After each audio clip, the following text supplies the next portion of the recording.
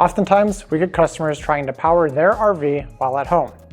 Since there won't be an RV power pedestal like there would be at a park, the options for outlets are pretty limited unless you happen to have a 1450 installed in your garage for EV charging. So, most people in this situation are limited to regular household outlets. This of course severely limits what you can power in your RV. But don't get discouraged. You may have other solutions right in your own home.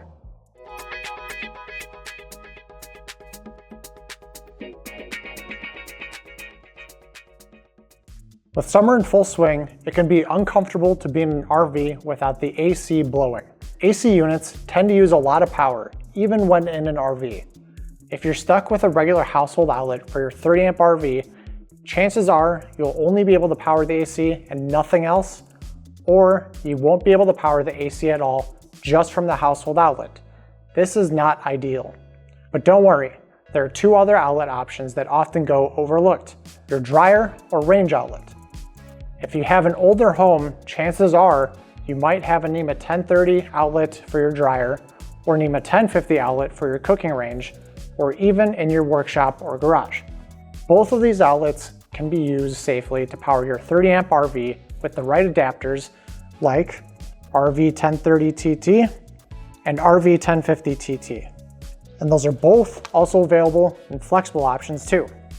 At first glance, you may be thinking to yourself, wait, aren't those outlets wired for 240 volts? Won't that hurt my RV? That's a good observation and a question we get all the time. Our adapters are wired to use only one hot instead of two, making the connection 120 volts only, matching your 30 amp RV. There is no possible way for 240 volts to pass through this adapter. One more thing is to be sure to use the connected grounding wire. You can plug that ground prong into a nearby household outlet. If there isn't one nearby, you can use an extension cord and plug the ground into the ground terminal of the extension cord.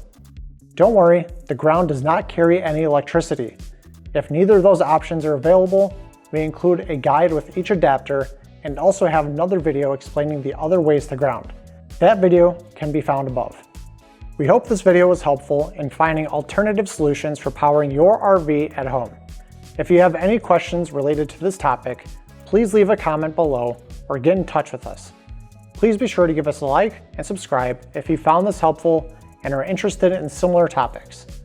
At AC Works, we have many different power solutions available. Thanks for watching.